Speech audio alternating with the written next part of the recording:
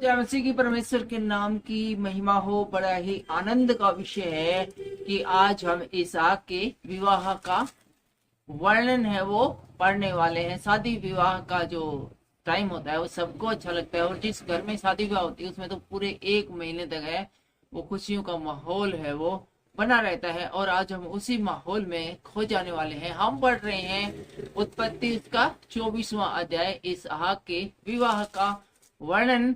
और ये 67 इसमें टोटल आयते हैं, इसलिए आज हम इसको हिंदी में नहीं पढ़ेंगे, वरना फिर बहुत बड़ा अध्याय हो जाएगा, पाठ हो जाएगा। आप पूरा वीडियो देखने नहीं पाओगे क्योंकि समय का अभाव आपके पास हो सकता है। हमें तो कोई एतराज नहीं है इसको उर्दू और हिंदी में बनाने में, लेकिन आपके समय का ध्यान रखते हुए इसे सिर्फ हिंदी में ही हम बना रहे हैं। तो आप भी खोल लीजिए उत्पत्ति उसका 24वां अध्याय, पहली आयत से लेकर सभी आयतें हम इस अध्याय की पढ़ डालेंगे। अब्राहम अब वृद्ध हो गया था, और ये उस समय की बात है जब अब्राहम है वो बूढ़ा हो गया था, और उसकी पत्नी सारा की भी मृत्यु हो चुकी है, हम देख चुके हैं। और अब्राहम ने उसको मिट्टी देने के लिए है स्पेशल, जहां परदेसी रहता था वहां पर उसने जमीन खरीदी है, बाकायदा पैसे देकर जमीन खरीदी है। उसके बाद ही अपनी पत्नी का दाह संस्कार किया है, और यहोवा ने सब बातों में उसको आशीष दी। और ऐसी कोई बात नहीं थी जिसमें अब्राहम को आशीष नहीं दी थी। सबसे बड़ी बात यह की थी कि उसको 100 साल की उम्र में एक बेटा दिया था, और न सिर्फ बेटा दिया था बल्कि कहा था कि तुम्हारे हैं वो परिवार से राजाएं उत्पन्न हुआ करेंगे, और तुम आकाश के तारों को गिन सकते हो तो अपनी औलाद को भी गिन सकते हो, इतनी ब्लेसिंग तुम्हारी है वो बनी रहेंगी। अब्राहम इस दुनिया में एक ऐसा व्यक्ति था जिसके साथ ब्लेसिंग जुड़ी हुई है। ब्लेसिंग की अब्राहम के जीवन में कोई कमी नहीं है। वही परमेश्वर जिसने एक आम आदमी को ब्लेसिंग दी, एक भोले वाले आदमी को ब्लेसिंग दी, वही परमेश्वर आज भी उतनी ही पावरफुल है। उसकी पावरें कभी समाप्त नहीं होती। क्या कभी आपने देखा कि सूरज की रोशनी कम हो गई हो, या चंद्रमा अपना प्रकाश देना बंद कर गया हो, या तारे चमकना बंद हो गए हो? सब कुछ जो परमेश्वर बनाता है वो हमेशा उतनी ही पावर के साथ में चीजें काम करती है। हम एक बल्ब ले आते हैं तो वो बल्ब थोड़े दिन बाद डिम होना स्टार्ट हो जाता है, एक समय के बाद उसकी डेथ हो जाती है, लेकिन परमेश्वर की बनाई हुई चीजों की डेथ नहीं होती। वो हमेशा जब तक परमेश्वर चाहता है अपना काम करती रहती है। और दूसरी आयत कहती है, अब्राहम ने अपने उस दास से जो उसके घर में पूर्णिया और उसकी सारी संपत्ति का अधिकारी था। और यहाँ पर अपने देखते हैं कि अब्राहम का एक दास था जो उसकी सारी संपत्ति का अधिकारी था, उसका पूर्णिया था। एक प्रकार से ये मान लो कि अब्राहम का वो मैनेजर था, सारा जो लेखा जोखा अब्राहम का वही रखता था, और बड़ा आज्ञाकारी था, विश्वसनीय था अब्राहम का।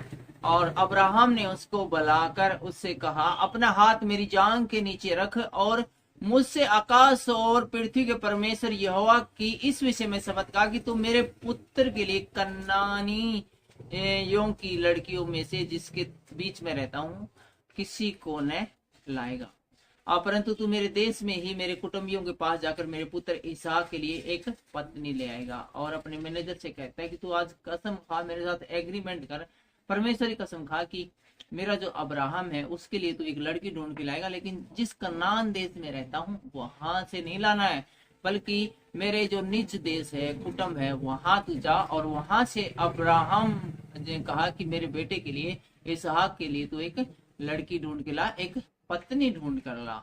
और 5वीं आयत में कहते हैं, दास ने अब्राहम से कहा, कदाचित वह स्त्री इस देश में मेरे साथ आना न चाहे। वो बोला, जी आपकी बात तो ठीक है, मैं तो आपके देश में चला जाऊंगा आपके बेटे के लिए पत्नी लाने, और लड़की देख भी लूंगा, लेकिन लड़की वो मैनेजर बोला, जी मैं वहां से लड़की लेना चाहूंगा और वो लाना आना न चाहे, तो फिर क्या करेंगे? क्या फिर उसके बाद मैं क्या करूं? आगे लिखा है, तो क्या मुझे तेरे पुत्र को उस देश में जहां से तू आया है ले जाना पड़ेगा? तो बोले, फिर मैं ये करूंगी, तेरे बेटे को ले जाता हूँ वहां पर, और वहां पर इसको लेके जाऊंगा, लड़की लड़के को देख लेगी, लड़का लड़के को देख लेगी।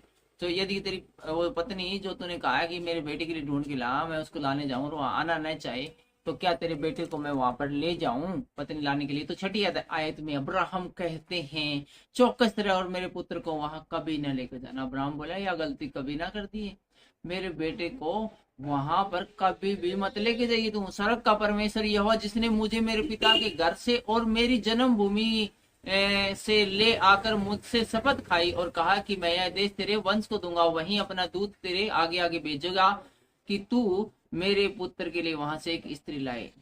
तो अब्राहम ने कहा कि तू इस बात की टेंशन ना ले, मेरा परमेश्वर जिसने कहा कि ये भूमि में तेरे और तेरे वंश को दूंगा, वही तू जब मेरे बेटे के लिए पत्नी लाने जाएगा तो उसके दूत तेरे आगे आगे चलेंगे, तेरे मार्ग को सुधारेंगे। वो तू टेंशन ना ले, क्या होगा नहीं होगा वो जिम्मेवारी तू मुझ पे और परमेश्वर पर छोड़ दे। परमेश्वर सब कुछ ठीक करेगा, तू सिर्फ कर्म करना शुरू कर, जैसा कर्म करने की तुझे कहा गया है।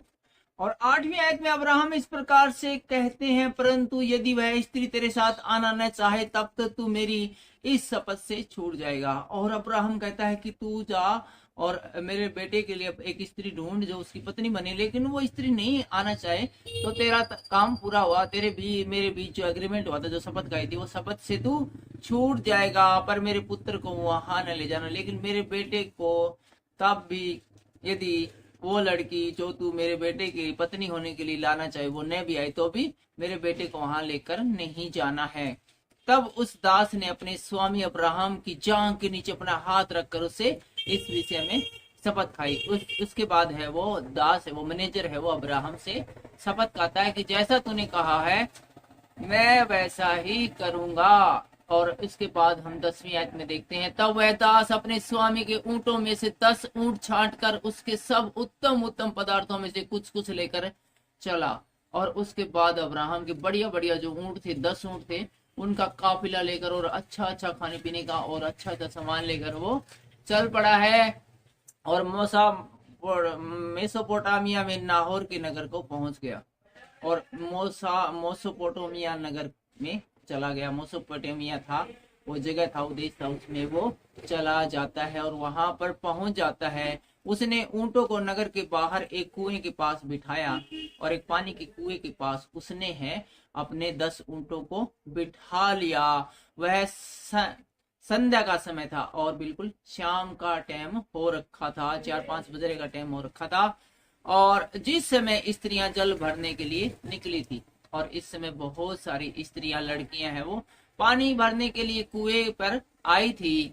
वह कहने लगा, हे मेरे स्वामी अब्राहम के परमेश्वर यहोवा, आज मेरे कार्य को सिद्ध कर। और ये जो सेवक है, मैनेजर है, वो प्रार्थना करने लगता है परमेश्वर से और कहता है कि आज मेरे कार्य को परमेश्वर सिद्ध कर और मेरे स्वामी अब्राहम पर करुणा कर, और मेरे स्वामी अब्राहम पर करुणा कर। कितना अच्छा मैनेजर है, अपने लिए कुछ नहीं मांग रहा है बल्कि अपने मालिक के लिए मांग रहा है कि उस पर तू अपनी करुणा कर और मेरा इस कार्य को सिद्ध कर ताकि मेरे स्वामी का कार्य सिद्ध हो जाए।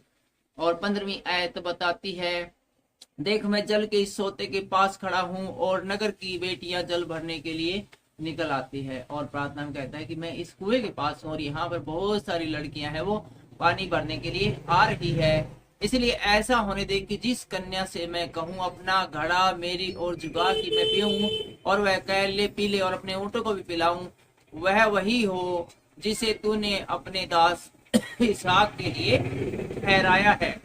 इसी रीति से मैं जान लूंगा कि मेरे स्वामी पर करुणा की है। और इसी और अब्राहम कहता है, ये जो दास कहता है, अब्राहम का दास मैनेजर प्रार्थना में कहता है कि ये परमेश्वर ऐसा हो कि जो जिस स्त्री से भी कहूँ, जिस लड़की से भी कहूँ कि अपना घड़ा मेरी तरफ कर और वो कहे कि हाँ तू भी पी ले और अपने ऊँटों को पिला ले, तो वो वही स्त्री वही लड़की हो जो तूने अपने दास अब्राहम के बेटे इसहाक की पत्नी होने के लिए चुन रखी है।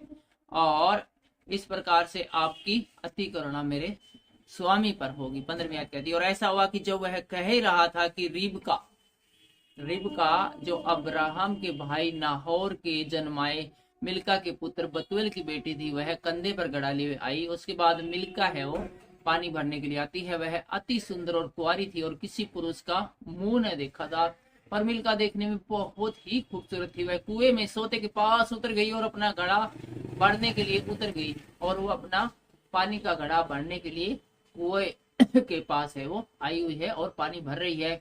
तब वह दास उसे भेंट करने को दौड़ा और कहा, अपने घड़े में से थोड़ा पानी मुझे दे। और मिल्का को देखकर उसने वो दास है वो मिल्का के पास आता है और कहता है कि अपने घड़े में से थोड़ा पानी मुझे दे। तो उसने कहा, रिबका ने कहा, हे मेरे प्रभु, ले पी। और उसने जल्दी से घड़ा उतार कर हाथ में लिया और उसको पानी दिया और उसको तुरंत पानी दे दिया और कहा, हे स्वामी, आप पानी पियो। जब वह उसको पिला चुकी तब कहा, मैं तेरे ऊंटों के लिए भी तब तक पानी भर लाऊंगी जब तक वे न पी चुके। और बोलती कि मैं आपकी सभी ऊंटों के लिए भी पानी भर लाऊंगी और उनको भी पानी पिलाऊंगी।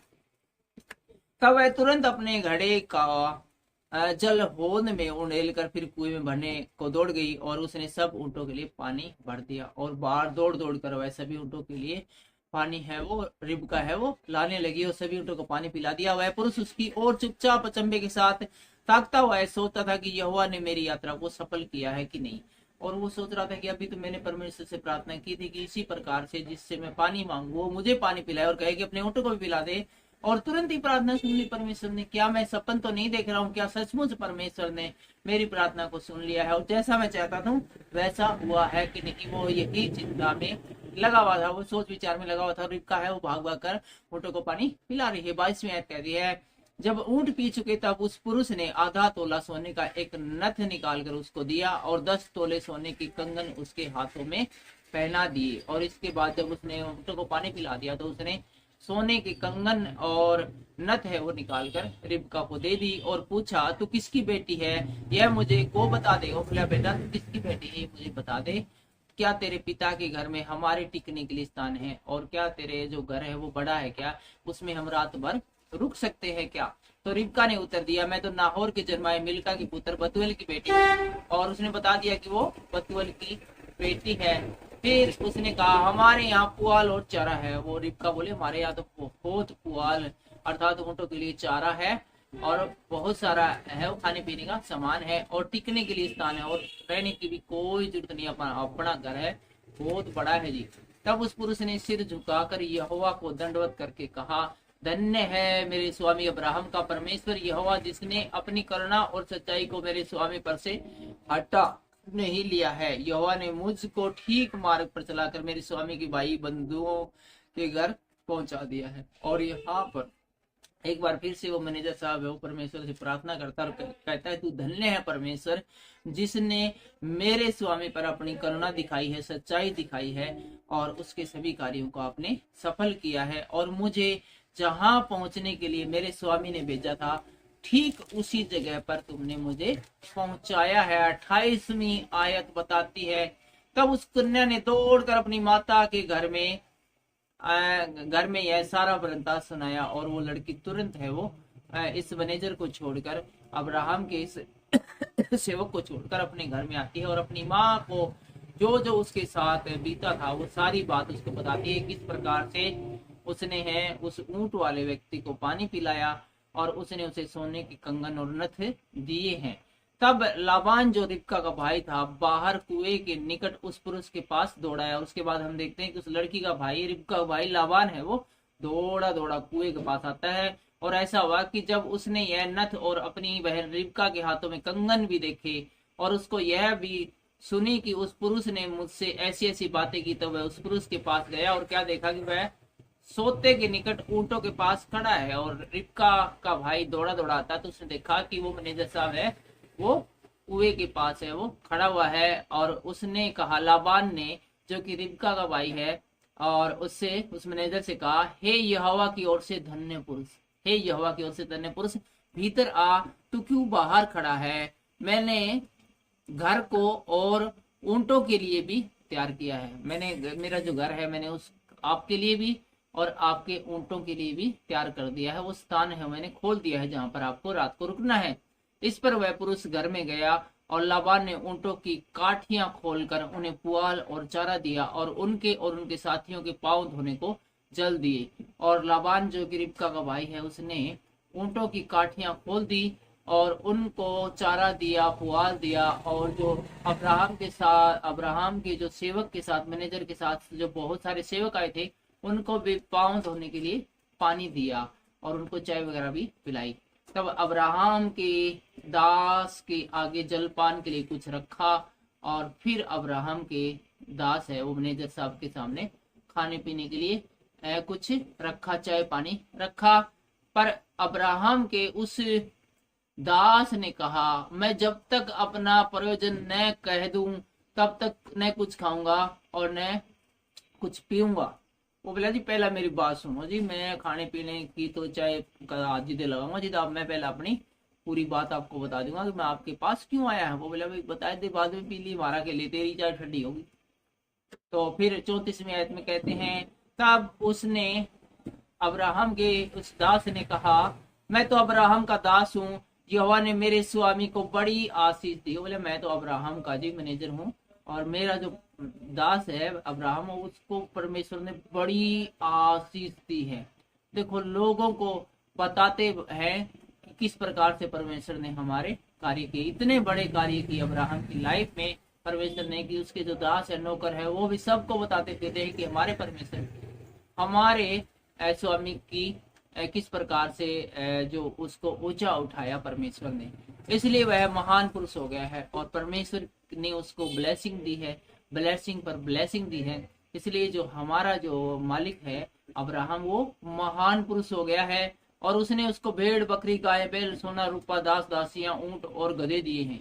और जो कुछ भी इस जीवन के अंदर चाहिए, जो भोग विलास की वस्तुएं या धन संपत्ति है, सारी की सारी मेरे जो जो चाहिए था उससे कहीं बढ़कर परमेश्वर ने मेरे स्वामी को अब्राहम को दे दी है।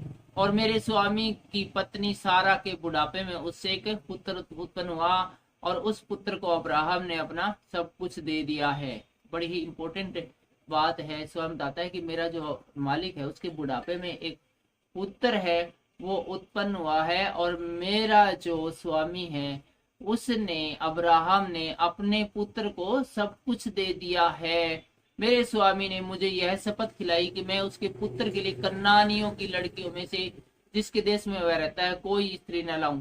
और मेरे स्वामी की बड़ी इच्छा है कि जिस देश कन्नान में रहता है वहां पर अपने बेटे की शादी न करे, वहां की लड़कियों से अपने बेटे की शादी न करे।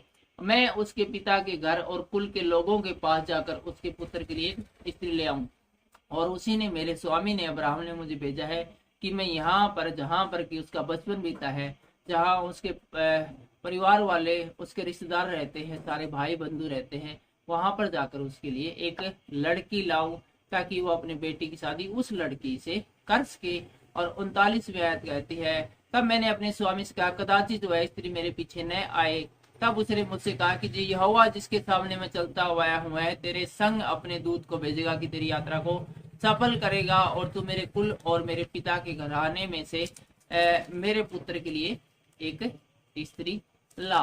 हम आपको याद दिलाते चले कि हम पढ़ रहे हैं उत्पत्ति और उसका 24वां अध्याय और इसका शीर्षक है इसहाक के विवाह का वर्णन। और हम आ गए हैं 41वीं आयत में और 41वीं आयत में इस प्रकार से लिखा है तू तभी मेरी इस शपथ से छूटेगा जब तू मेरे कुल के लोगों के पास पहुंचेगा और यदि वे तुझे कोई स्त्री न दे तो तू मेरी शपथ से छूट जाएगा। तो अब्राहम ने मुझे भेजा है कि मेरे कुल के पास लोगों के पास जा और वहां पर उनसे मेरे बेटे के लिए स्त्री मांगे, यदि वो नहीं देते हैं तो तू इस काम से मुक्त हो जाएगा, इस शपथ से मुक्त हो जाएगा। मैं इसलिए आया हूँ कि मेरे स्वामी के लड़के के लिए एक स्त्री एक पत्नी में ढूंढ लूं।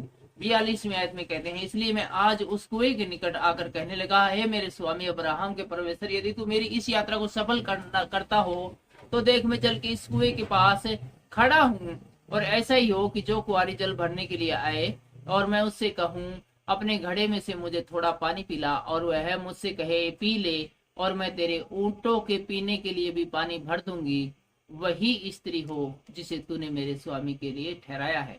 और मैं इस कुएं के पास आकर मैंने प्रार्थना की थी परमेश्वर से। अब्राहम का दास रिबका और उसके भाई लाबान को बता रहा है कि मैं जिस भी स्त्री से कहूँ कि मुझे पानी पिला और वो मुझसे कहे कि ले पी और अपने ऊँटों को भी पिला दे, तो वही वह स्त्री हो जिसको तूने मेरे स्वामी अब्राहम के बेटे की पत्नी होने के लिए चुना है।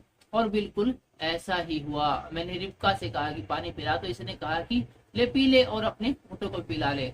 और 45वीं आयत में कहते हैं, मैंने मन ही मन यह कह ही रहा था कि देखो रिबका कंधे पर घड़ा लिए हुए निकल आई और वह सोते के पास उतर के बढ़ने लगी और मैंने उससे कहा मुझे पिला दे, और उसने जल्दी से अपने घड़े को कंधे पर से उतार कर कहा, ले पी ले, पीछे मैं तेरे ऊंटों को भी पिलाऊंगी।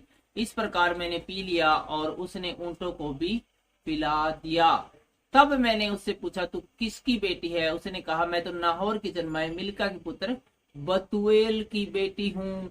तब मैंने उसकी नाक में वह नथ और उसके हाथों में वह कंगन पहना दिए। फिर मैंने सिर झुकाकर यहोवा को दंडवत किया और अपने स्वामी अब्राहम के परमेश्वर को धन्य कहा, क्योंकि उसने मुझे ठीक मार्ग से पहुंचाया कि मैं अपने स्वामी के पुत्र के लिए उसके कुटुंब की स्त्री को ले आऊं। इसलिए अब यदि तू मेरे स्वामी के साथ कृपया और सच्चाई का व्यवहार करना चाहते तो मुझसे कहो, और यदि नहीं चाहते हो तो भी मुझसे कह दो, ताकि मैं दाहिनी और बाई और फिर जाऊं। तो वो अब्राहम का दास कहता है, जी सारी बात मैंने आपसे बता दी, मैं अब्राहम के बेटे के लिए पत्नी ढूंढने लाया हूँ और जो जो बात थी वो पूरी बता दी। अब मेरे को बताओ कि तुम इस लड़की को मेरे स्वामी के बेटे इसहाक की पत्नी होने के लिए देते हो या नहीं देते हो? देते हो तो बता दे, नहीं देते हो तो मैं और अपना मार्ग देखूं और आगे की बात करूं। स्पष्ट बात उसने बता दी है। और 50वीं आयत में कहते हैं, तब लाबान और बतूएल ने उसको उत्तर दिया। तब लाबान जो रिबका का भाई है उसने उसके पिता ने उत्तर दिया, यह बात यहोवा की ओर से हुई है, इसलिए हम लोग तुझसे न तो भला कह सकते हैं और न बुरा। वो बोले, जी ये बात तो परमेश्वर की ओर से हुई है, इसलिए हम भला बुरा इस बारे में कुछ भी नहीं कह सकते, हाँ ना कुछ नहीं कह सकते। देख रिबका तेरे सामने है, उसको ले जा और वह यहोवा के वचन के अनुसार तेरे स्वामी की पत्नी हो जाए। और बोले, ये रिबका रही और इसको तू ले जा और जो तेरा स्वामी है उसकी पत्नी होने के लिए हम उसको देते हैं। उसकी यह बात सुनकर अब्राहम के दास ने भूमि पर गिरकर यहोवा को दंडवत किया।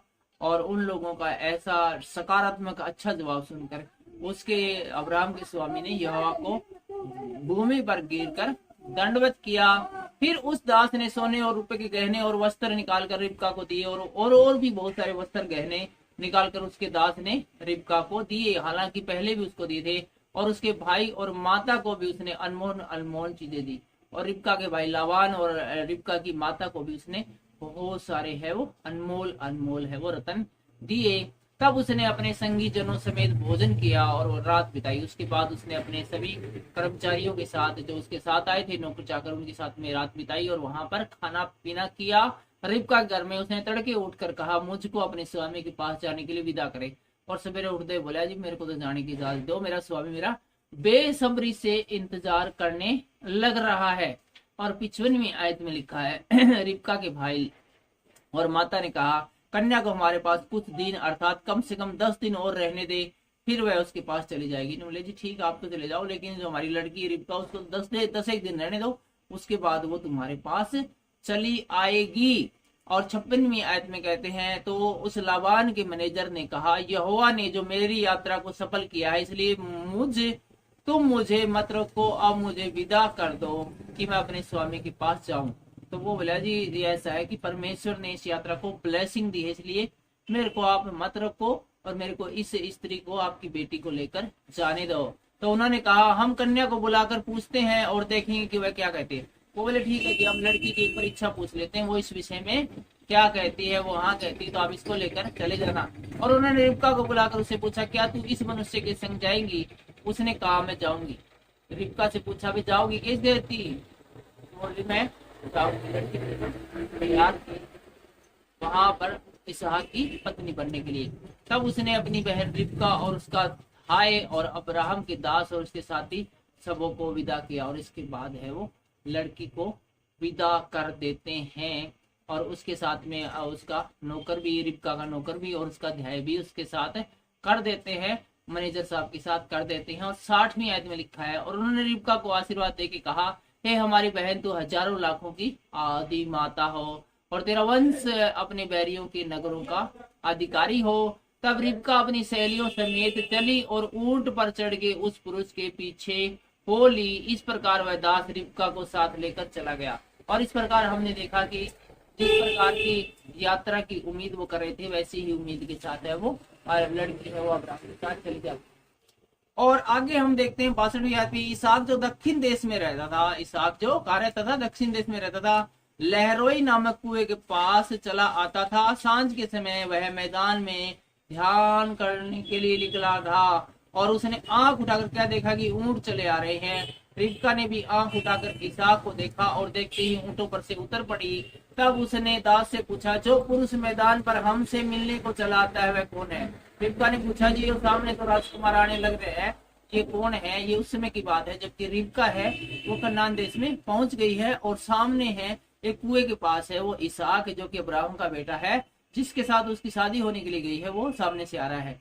दास ने कहा, वह तो मेरा स्वामी है। तब रिबका ने घूंघट लेकर अपने मुंह को ढांप लिया। दास ने इसहाक को अपना संपूर्ण वृत्तांत सुनाया। तब इसहाक रिबका को अपनी माता सारा के तंबू में ले गया और उसको ब्याह करके उससे प्रेम किया। इस प्रकार इसहाक को माता की मृत्यु के पश्चात शांति प्राप्त हुई। और इस प्रकार देखते हैं कि जिस प्रकार की लड़की से अब्राहम चाहता था कि उसकी बेटे की शादी हो, उसी प्रकार की लड़की से, कुटुंब की लड़की के साथ यहाँ कनान देश में उसकी शादी हो जाती है। और इस प्रकार से इसहाक जो कि माता के गम में डूबा हुआ था, उसकी शादी हो जाने के बाद उस गम से उसको मुक्ति मिलती है। आज की इस वीडियो को परमेश्वर आशीष दे, बरकत दे, सबको जय मसीह की जय।